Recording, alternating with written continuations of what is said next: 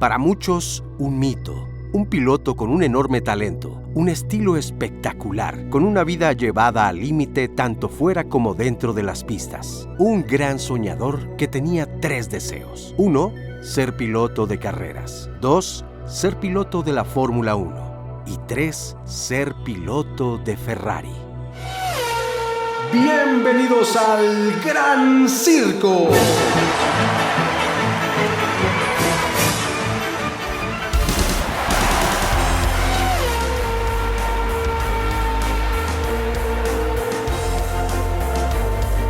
Bienvenidos a los expedientes F1.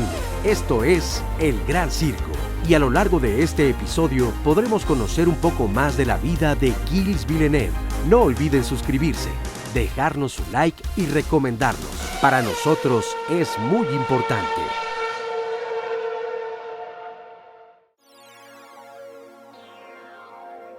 Gilles Villeneuve nació el 18 de enero de 1950 en Saint-Jean-sur-Richelieu, en Quebec, Canadá. Era hijo de un afinador de piano llamado Sevilla Villeneuve y su madre, Georgette. A los 20 años se casa con Joan Barté y tienen 2 hijos, Jacques. Sí, así es, el campeón de la Fórmula 1 en 1997 y Melanie. Su vida desde un principio fue sencilla, ya que su familia no contaba con grandes recursos económicos. Pero el joven Gilles estaba determinado a ser piloto en el automovilismo. Comenzó su carrera a los 12 años en las carreras de motonieve junto a su hermano Jacques, que además de acercarlo al deporte que tanto ansiaba, poco a poco fue dándole recursos que después sería lo que pagaba las facturas, sin permitirse una vida holgada. Además, el estilo libre y desparpajado del canadiense le permitía ir por todos lados con su esposa e hijos en su camper o motorhome. Llega el año de 1974, donde ganó el Campeonato Mundial de Motonieve. Este premio le sirvió para hacerse conocido y pedir más apoyo, así que ahora podía encontrar mejores patrocinadores. Además de lo económico, la experiencia en las motonieves siempre la destacó como una muy buena escuela que le fue de gran ayuda para correr en circuitos más complicados y con climas difíciles por la costumbre de conducir entre la nieve, con muy poca capacidad de visión y altos árboles por todas partes. Tenía un Ford Mustang del 67 y después de las motonieves decidió correr en carreras de resistencia. Poco tiempo después entró a la escuela de carreras de Jim Russell, donde pudo conseguir su licencia de piloto. Luego entró a la Fórmula Ford Regional de Quebec de nuevo con su Mustang, donde ganó 7 de 10 carreras. El siguiente paso lo dio un año después ingresando a la Fórmula Atlantic, donde permaneció 4 años. En 1975 ganó su primera carrera.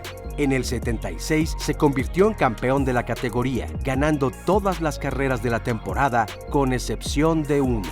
El título en la Fórmula Atlantic lo repitió en 1977. Ese mismo año en McLaren le dieron una oportunidad gracias a que James Hunt, que había corrido con él en una carrera de la Fórmula Atlantic, se sintió tan emocionado después de esa brillante demostración, donde además fue derrotado por el canadiense, que lo recomendó con Teddy Mayer, director de McLaren. Hay un piloto canadiense que está loco, pero son ese tipo de locos que necesitas en tu equipo. Así que al joven piloto le dieron una oportunidad firmando un contrato para correr hasta 5 carreras con el tercer auto. Es decir, no tendría las mismas condiciones. A él le dieron el auto de la temporada anterior, el M23. A pesar de eso, su primera actuación en el Gran Premio de la Gran Bretaña fue muy elogiada. La prensa dijo: cualquiera que esté buscando a un futuro campeón en la Fórmula 1 no tiene que buscar más. Ese es Gilles Villeneuve. No obstante las buenas críticas, Teddy Mayer no tenía la mira puesta en él, pues pensaba que parecía un piloto que saldría caro. Así que finalmente se decidió por Patrick Tambay, una joven promesa. Seguramente con el tiempo se arrepintió de su decisión. Pero no todo fue en vano. ya que Enzo Ferrari estaba intrigado con el piloto canadiense. Días más tarde, su esposa Joan respondió una llamada donde le pedían que le preguntara a Gilles si estaba dispuesto a hacer una prueba para Ferrari en Fiorano. Su sueño comenzaba a tomar forma. No lo pensó dos veces y voló a Fiorano, donde obvio conoció al Commendatore. En el ambiente se creó una química muy especial. Casi de inmediato comenzó una relación muy cercana. Enzo Ferrari confesaría tiempo después: lo vi y pensé, ¿quién es este pequeño y nervioso canadiense? ¿Y cómo se parece a Tazio Nuvolari? Tanto en lo físico como en su forma de conducir. Tazio fue un muy reconocido piloto italiano de los años 30, con quien por cierto Enzo Ferrari en su época de piloto compitió. De hecho, uno de los factores por los que Enzo se alejó del pilotaje fue porque nunca pudo vencerlo y sabía que para hacerlo tendría que exponerse al máximo como lo hacía Tazio Nuvolari y no quería correr ese riesgo. Il Commendatore sentía que debía contratar a Villeneuve, con quien tiempo después estableció una relación tan cercana como de padre a hijo. Algo en lo que, por cierto, Enzo no creía, pues decía que lo mejor era no tener ninguna especie de vínculo con los pilotos. La primera carrera que corrió Villeneuve para Ferrari fue en ese mismo 1977, pues el piloto austriaco tricampeón de la Fórmula 1, Niki Lauda, decidió abandonar a Ferrari antes de terminar la temporada, no sin antes apoyar e impulsar la llegada del canadiense a la escudería italiana. Era el diablo más loco que me he encontrado en la Fórmula 1, Niki Lauda.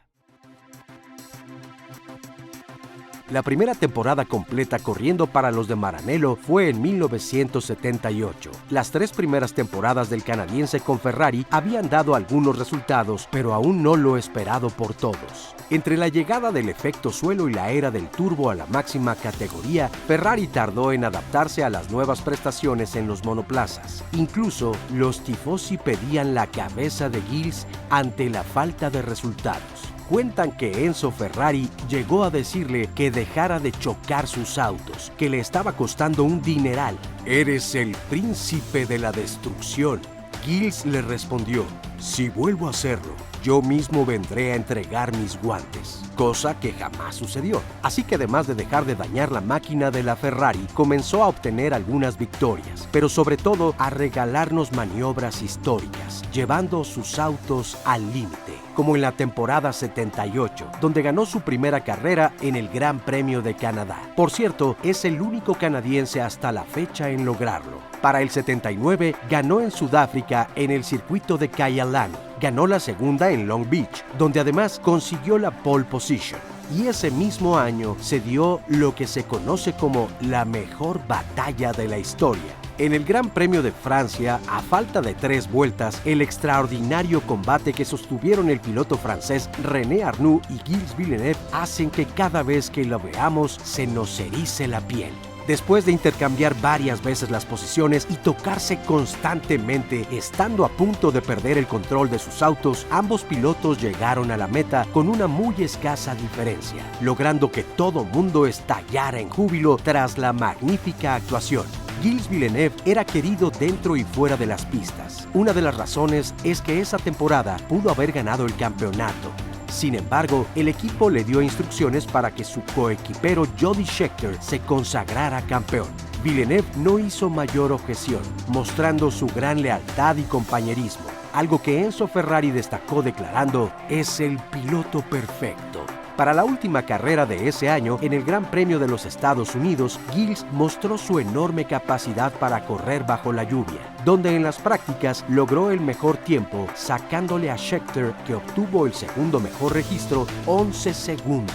El sudafricano diría: «Me da pánico pensar cómo logró ese tiempo Gilles. Fue el hombre más genuino que he conocido, el piloto más rápido de la Fórmula 1. Y todo lo que hizo lo recordaremos por siempre». Jody Scheckter. Para la temporada de 1981 tuvo 2 grandes victorias, una en el mítico circuito de Mónaco y la otra en España, en Jarama, protagonizando una feroz batalla entre 5 pilotos a quienes contuvo todo el Gran Premio. Esta es considerada la mejor de su carrera.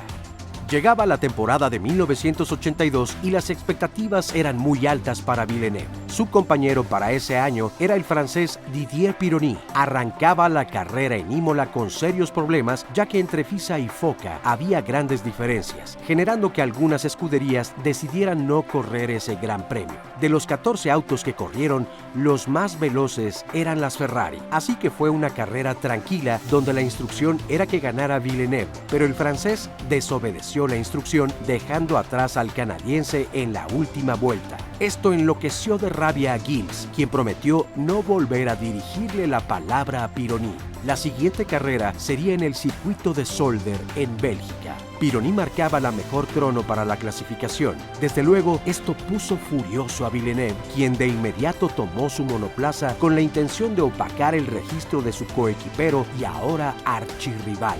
El piloto alemán Jochen Mass estaba por delante de Gilles a una muy baja velocidad, dándose cuenta que Villeneuve venía muy rápido. Se abrió hacia la derecha intentando cederle el paso, pero el piloto canadiense intentó pasarlo por ese mismo lado, encontrándose con el alemán, que ya no pudo hacer nada.